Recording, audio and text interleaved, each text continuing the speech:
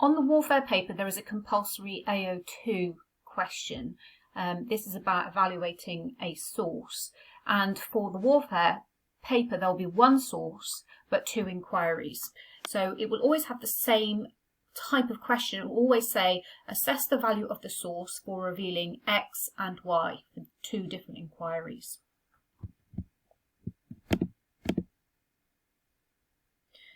This is the level 4 part of the mark scheme, and it's marked according to 3 different bullet points. First of all, you need to be able to make reasoned inferences. So not just repeating what's in the source, but going further and saying, well, this is what the source suggests, which is why we encourage you to either say the source infers or the source suggests, and try to avoid the phrase, the source tells me. Because if you use the phrase, the source tells me, the danger is that you just repeat what's already in the source. Once you've identified your inference, what it's suggesting, you then need to use your knowledge to evaluate that inference. And the third bullet point is about using a valid criteria, but also that's primarily about evaluating the provenance of the source, evaluating its nature and its origin and how that affects the value of the source.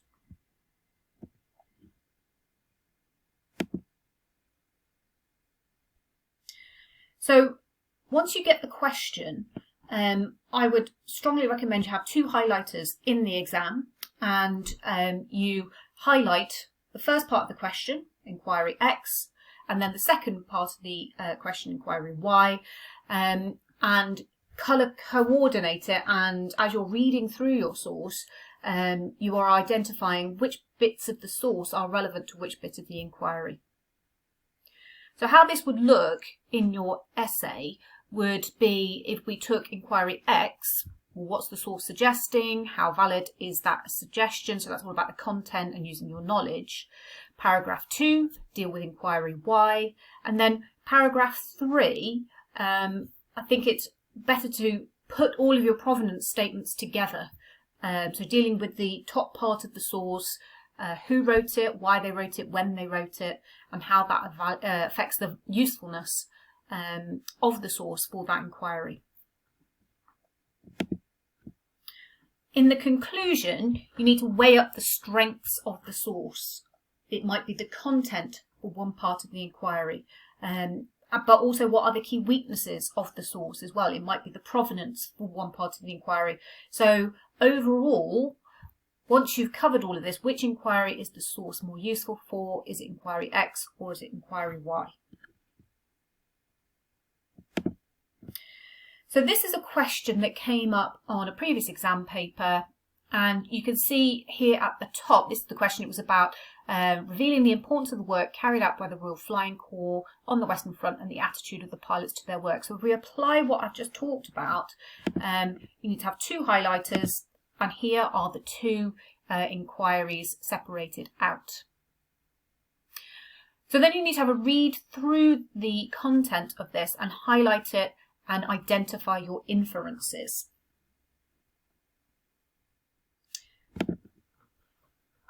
The first inference that you could take from this source is this section here.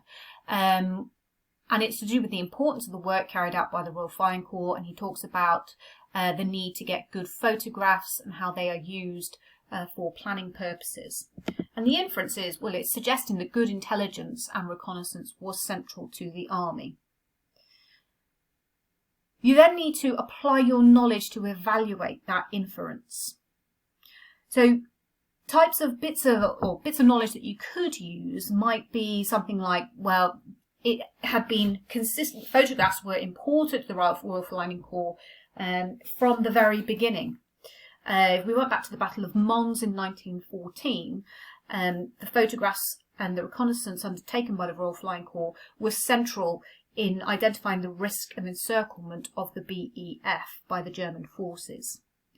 But even by the end of the war, these photographs were vital. If we took the example of the Battle of Amiens in 1918, photographs were used to identify 95% of the German guns. So it is a consistently important role throughout the whole of the war.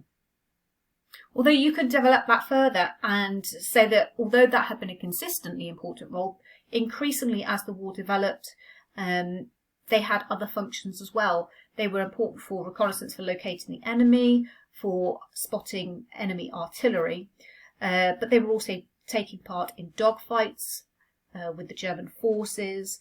They were taking a tactical bombing role, which was where they were identifying and taking out military targets, but also strategic bombing roles into Germany to try and affect the morale of the German population.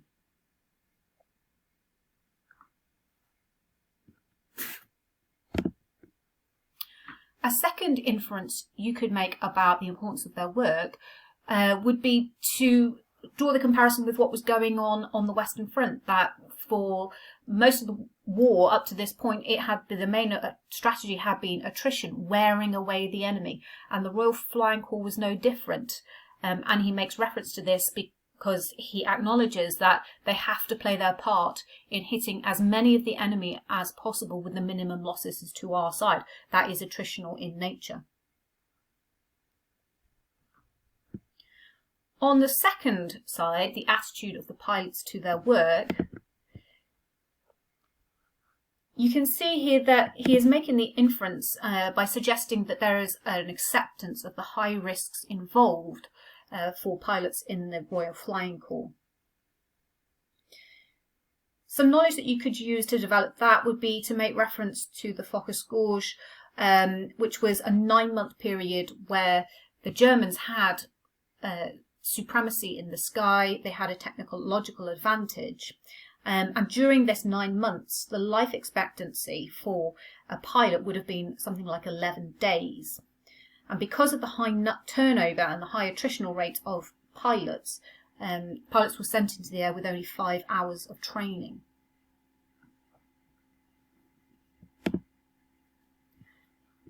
And also, we have a suggestion about the sense of responsibility to less experienced pilots, and you could use some of the same knowledge here as well to make reference to that.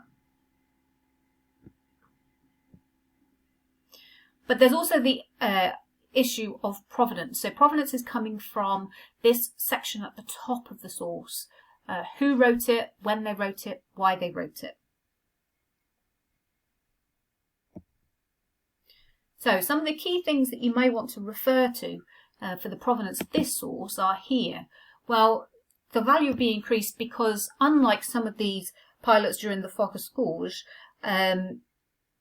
this is an experienced pilot. He is well placed to talk about the importance of the role and their attitude. Also, because he is experienced, and this is 1917, he has witnessed the changing role and importance of the Royal Flying Corps.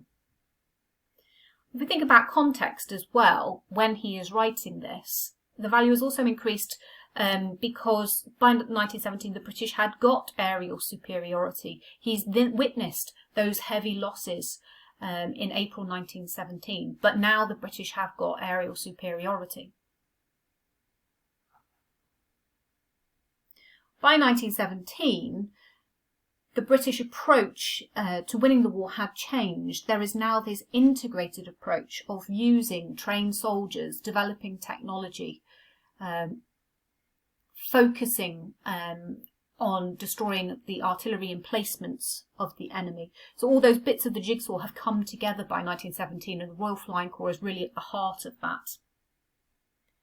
And finally, also, this is a personal reflection, which increases its value, and it's written in the immediate aftermath of the Battle of Passchendaele and accurately reflects his attitudes.